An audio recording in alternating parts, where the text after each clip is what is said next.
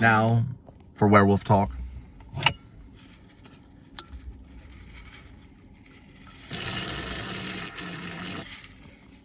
The werewolf. People are probably laughing. The first commercial, this is brought to you by Lay's. I hope the lighting's okay, Mr. Spielberg. I'm trying to get 3-point lighting. That would be 2-point, because I got these two over here. Then we have 3-point. But we got this over here, so that one's okay. And then to make it kind of spooky, you know. The werewolf. Goes back to the cursed soldier and the lycanthropy curse. So it was a Greek soldier. He did something wrong. I don't know. It was some jealousy or something. He was cursed to feast off his enemy or whatever it may be, and to kill them, you know. It was kind of that kind of thing. So it was like a curse. He was cursed by like a god called Lycanus or something similar. I have to go back and reread it. I'm going to do that in a minute after I give this, but it was a Greek curse from a god to a soldier. And so that stays in it. In all the werewolf films, it's always kind of like a soldier. Even in the she-wolf ones, the moonlight, also the cycles of the moon or the phases of the moon have been added. Now I'm going to go read about the werewolf. The werewolf is actually related to what's known as the witch, known as the witch hunt. In this case, we don't know if the witch is Grace and Rainey is the she-wolf, or if Rainey is the witch and Grace is the werewolf. Although we do know in the end, which I'm not going to reveal that completely right now. But since the witch is involved, which I don't mention there's not one word witch mentioned in the actual screenplay. But werewolf is, and so is lycanthropy. Now, it is throughout history. There's a time between, I think, 1450 to 1700s or so, where the Reformation and the 30-Year War was there, and the witch hunt was a big thing. Now, in this case, that is part of it, because Gerald is a werewolf hunter who is coming from the UK over into modern-day America, while John Blacksmith, also a hunter of werewolf and also a silversmith and someone who is basically a blacksmith that can construct weaponry, an armorer, who constructs this canister, which is made of liquid silver, and it can shoot out liquid silver and it would just annihilate a werewolf. So he's part of it and travels with Gerald through Uber. So Uber's kind of a thing too. Anyway, regardless, the witch hunt has been kind of switched to the werewolf hunt and blaming Grace as the werewolf. Me too. I would probably do the same in that case. But you know, that's kind of what happens. So what we know is we eventually realize that Grace, who is the UFC fighter and the head of the household, I guess you could say, Rainey Love probably equal head of the household, both probably heads of the household, do not want the YouTubers there, which would be Gerald and John Blacksmith. And they finally just lose their patience in the search, and they grab Grace and they pull him into the moonlight to see if he would transform, because they know that's part of it. He doesn't. And, you know, John Blacksmith, and they're both pointing, saying, but you have the curse, the tattoo, you know, which is on his shoulder, which is the tattoo of the moon with the claws going through it, the little zigzags. He's like, you know, he finally just kind of breaks it to him because he's tired of dealing with them. He says, you know, I didn't even come up with this tattoo. And they're like, well, then how did you find out about it? Because Gerald knows that no one would know that symbol, but some gypsy guru or something. He's like, how would you, know about that? And he's like, I didn't get this symbol. I didn't come up with this symbol. It was Rainey Love's idea to give me this symbol for the tattoo. Now, would you leave me alone? He finally breaks down with them. And then they immediately realize, that it's possibly a she-wolf. But you still have to find out, it's the accusation's part of it. And whether, she is cursed or whether he is, you don't really completely know. But revealing the end, I think, is an interesting part, because I kind of pay tribute to the original curse that goes back to Lycanus, which goes back to the Greek times, which I'm trying to find more information about. So I'm more going to the Greek side of the myth, rather than getting all the Reformation and Robert Eggers' The Witch and all that stuff, or I'd set it during that time. So I'm setting it in modern day time. It can be scary, but I would have to have comedy there as well. The comedy is going to come from Gerald and from John Blacksmith and their seriousness, because the audience is not one that is a believer of the werewolf per se. This is more of an investigation if the werewolf can even exist. Although we do have signs of it. Not until we see it do we really believe in it. So it has that kind of aspect of, kind of hanging on the edge of whether it really exists or not. But anyway, you have to read the screenplay. I'm still working on it. It does go back to Roman times, 27 AD. Titus Petronius Niger, who basically wrote something called Satyricon. And the mentioning of the werewolf is in that. It's a satirical novel that was written during that time, and it is mentioned. It didn't start there. You could say that it goes back all the way to the time of Cain and Abel, but it is mentioned in Nero's time. So it was kind of everyone kind of talk about it. It wasn't that big of a deal, and some even believed in it. So that one I'm focusing more on, and I don't really talk about it much. He does do research on the web, Grace does, so you see a lot of these photos. You see a whole segment where he's looking at woodcut carvings, he's looking at paintings, he's looking at all this stuff, studying it, so we get the idea that the myth is still relevant, or the myth is still there. And then he starts to kind of figure that these people, these crazy YouTubers known as Gerald Ullman, also known as Silverfang, and Blacksmith, he kind of starts in a way siding with them a little bit, because there has been mutilations within his town of Barksville. There's been noted mutilations. And so he starts going, this is strange, looking at the moon a little too long, looking at the full moon, looking around, hearing a wolf cry out in the distance, noticing that Rainey is gone at night. Just like, where is she? When he looks in the patio, but she does tell him she goes on long walks, and it's usually around the time of the full moon. So he'll go out on the patio, and maybe there's a lit cigarette that's in the ashtray, and he looks around, and there's the silver moon is kind of washing over him, and he's on the patio looking. It's like, where would she be, So we get the hint, and that's okay. It can lead the audience in that direction. They'll never believe it until they see it. That's how they want to see it and hear it. And I don't really want to show the form of the werewolf throughout the entire movie, but just the shadow, ever. So you never see the werewolf. You never see it, ever. You see the shadow, but you never really see the form. You hear it, but you never see it. And at least in one scene at the end, which you see, this I won't really talk about it, but you see kind of like half of it. You see the half portion of it. Other than that, you never see it at all.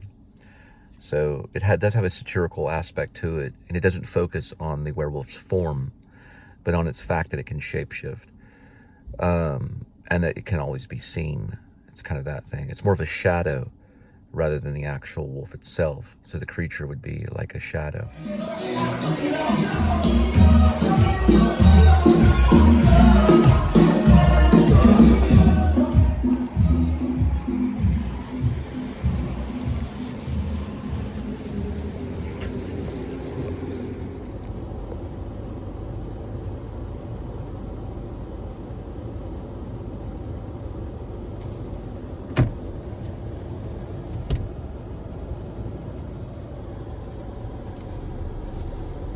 There's Wabi House. They do sushi.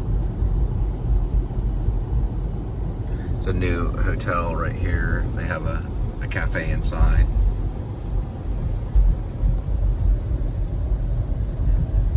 This is like a little Fort Worth Times Square kind of looking place.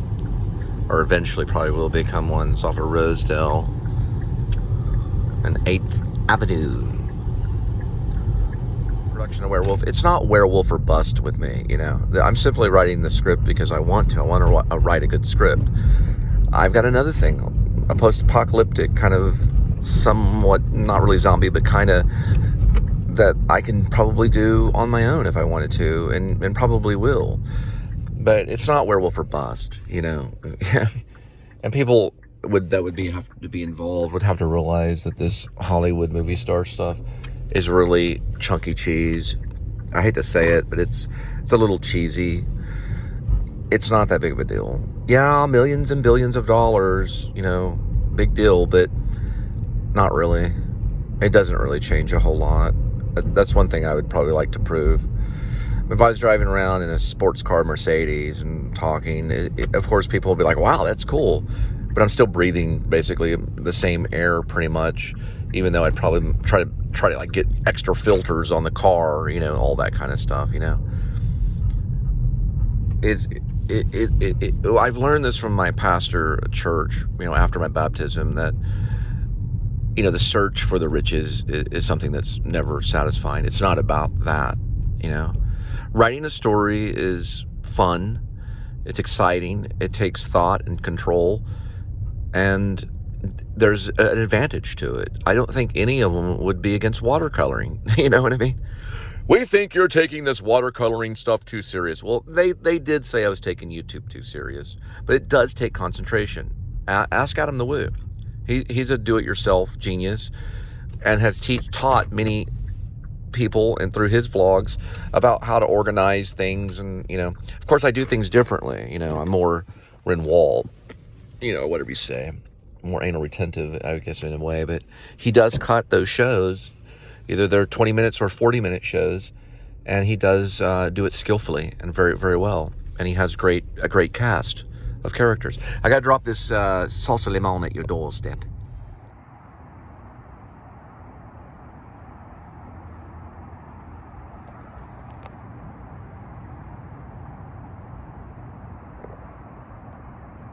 Okay, I just got the information. I can actually drive in the 3rd floor, so we'll be doing that.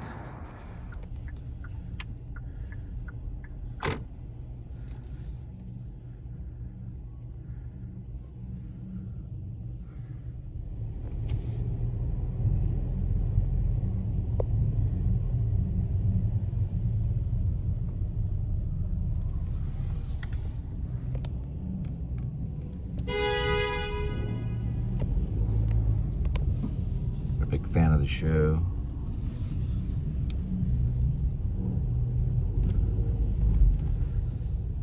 I'm kind of hurry up and go around this way.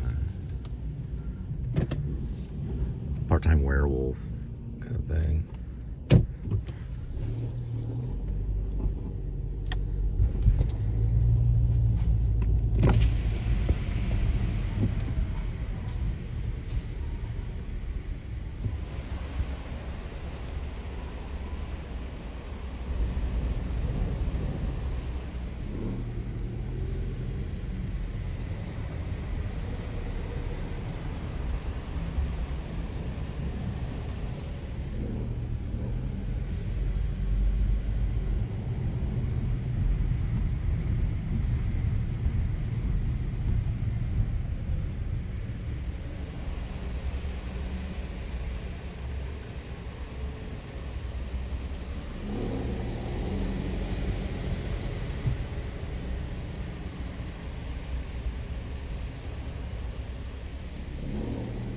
Going to the 3rd floor.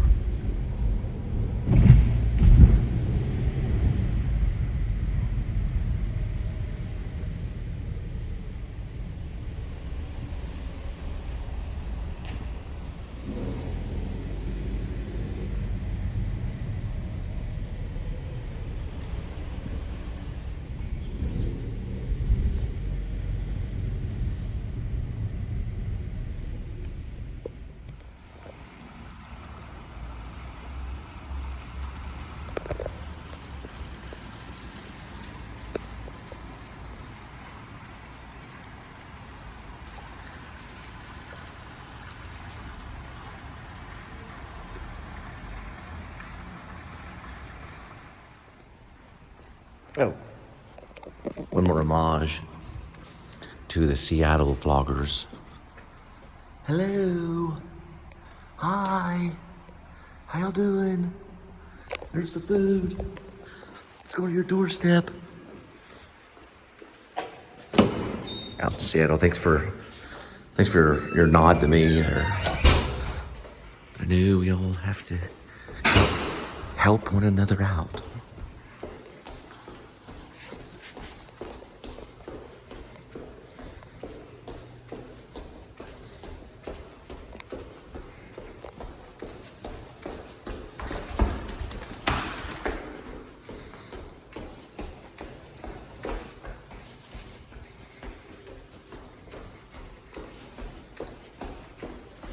That stormtrooper.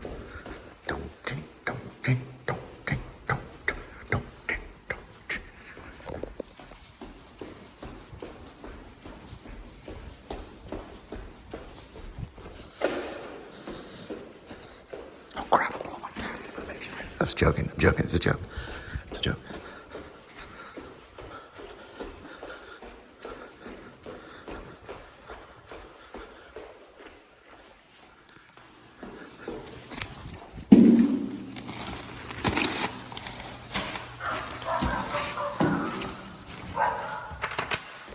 Welcome. This place is known as the Phoenix, is the name of it.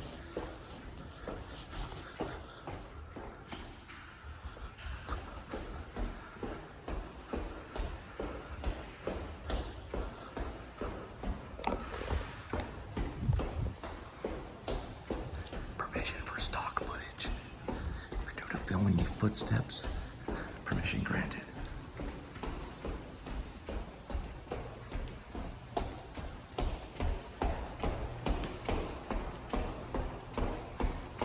Sorry about the key noise. Garage. The noise of parking garage. Permission granted.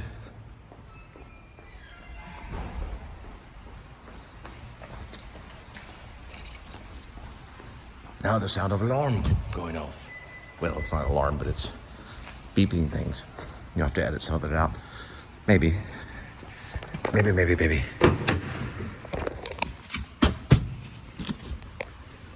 Ready? Get ready, and dun dun dun. Dun dun dun. That's where the P.O. boxes are. Dun dun dun. Dun dun dun.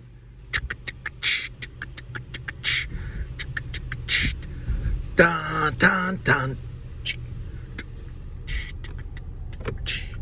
Dun, dun. And his dad had a little sandwich shop right here, right next to 8th Avenue, and Park Place. And he wanted to be a filmmaker, so he made some commercials about his dad's sandwich shop in the 90s. We also used to do Friday the 13th mock kind of student film kind of stuff with his video camera. Pretty cool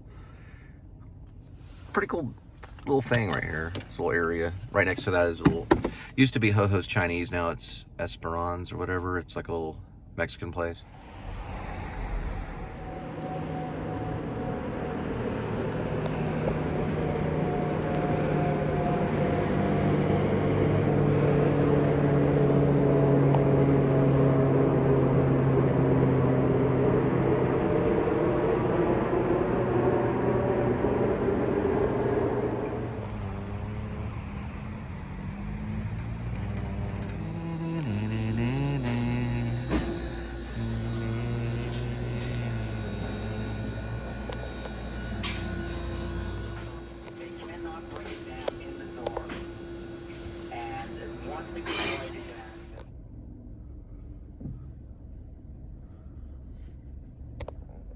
think at one time in life the church did want control.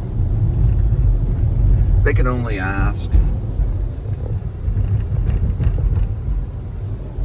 But that's about as far as it goes. And that's how it should be for any type of organization, regardless if it's church or state.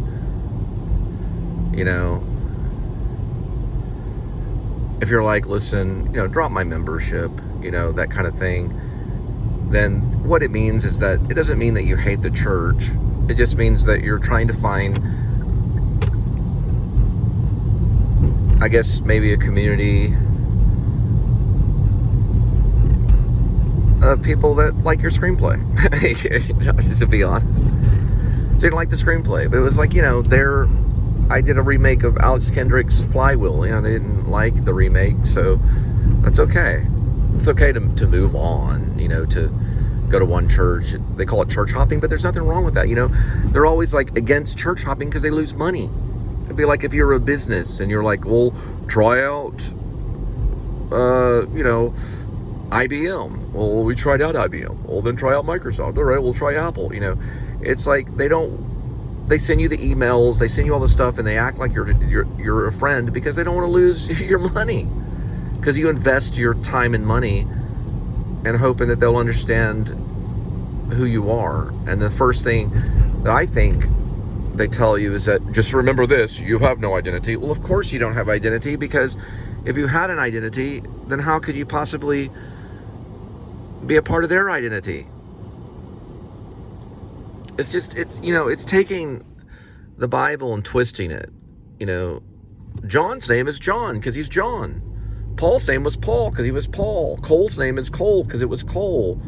He was given that name for a reason. So when you start hearing that kind of stuff in church, go to another church. That stuff's a low blow. Never heard it before until I went to this one rich church that has a lot of money. It wasn't like I was going to give them a tremendous amount anyway, but I did help. But, you know, this whole identity, your identity is in Christ. Well, you know, your love is in Christ. But Christ still wants you to be who you are, you know, which is the person that he created you to be. I'm Cole because I'm Cole. You call me Cole, and then you tell me I have a different identity? That sounds weird. It sounds, you know, kind of cultish or something. Just let it be, you know. This person's Cole. That person's another name. You know, this person's blah, blah, blah, you know. Plus, I'm an actor, so I play a lot of roles anyway, so. Sure, that's my identity, sure. We're going downtown to drop off this cannoli strawberry cheesecake, tiramisu, Napoleon pizza, Neapolitan pizza, and some kind of pasta dish. Pasta shells. And we'll continue on. I did a video of this area of Fort Worth. It was a song I dedicated to my first daughter. La, da, da, da. That's the thing is, it doesn't matter if it's mother-in-law or friend when it comes to your children. People will be jealous. It's just the nature. And as long as you know that, then you understand. Because they don't want you to be with your family, you know? They're against that, you know? And they have their little reasons.